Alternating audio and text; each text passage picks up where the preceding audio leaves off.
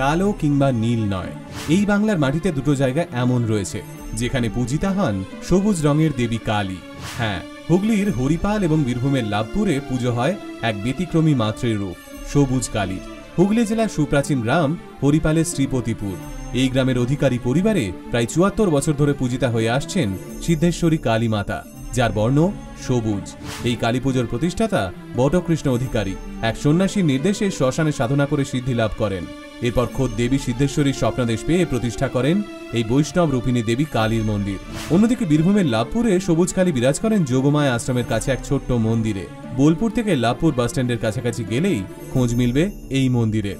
তবে এই দুই সবুজ কালীর মধ্যে কারো পুজোতেই বলি প্রথার প্রচলন নেই। হরিপালের দেবী সিদ্ধেশ্বরী আদতে কৃষ্ণকালীর যুগল রূপ, তাই বাঁশির সুরে ইলিশ মাছ আর জুঁই ফুল দিয়ে সম্পূর্ণ হয় এই উৎসব। অন্যদিকে বীরভূমের সবুজ কালীর পুজোতে হয় চাল কুমড়ো দিয়ে প্রতীকী বলি। আপনাদের মধ্যে কারা কারা জানতেন এই দুই সবুজ কালীর বিষয়ে? কমেন্টে জানাতে ভুলবেন না কিন্তু।